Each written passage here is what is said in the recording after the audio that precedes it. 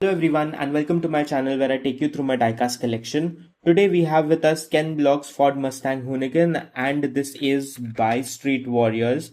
It is a one of 999. So let's go ahead and take a closer look at this car. This is the 1965 Ford Mustang custom built by Hoonicorn for the late rally driver Ken Block. This is a real masterpiece by itself. The front end of the car has the Ford logo done in photo-etched metal. It also comes with acrylic headlights with those X marking on it. There also is generous amount of decals on the car. Also, it has the hood and the engine details very well laid out.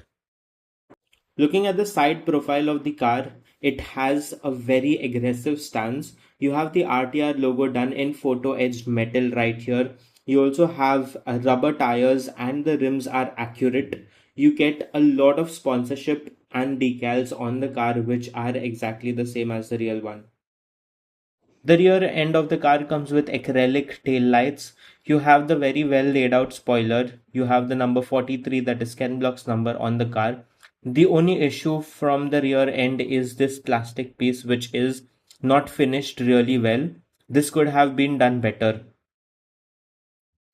This model comes with a lot of interior details. You can already see the silvered roll cage inside the car. It also has decals on the gauge cluster, the center console, and at the side you can see the Monster logo up there.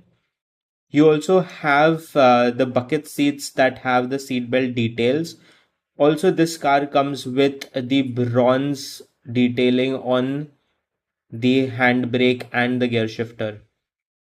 The thing that I liked about this car is that the way it rolls all the decals on the car and the interior details. However, what I don't like about this car is the plastic base, which is of a very cheap quality plastic, and the paint quality. It should have been a little more darker so that it is true to the actual car.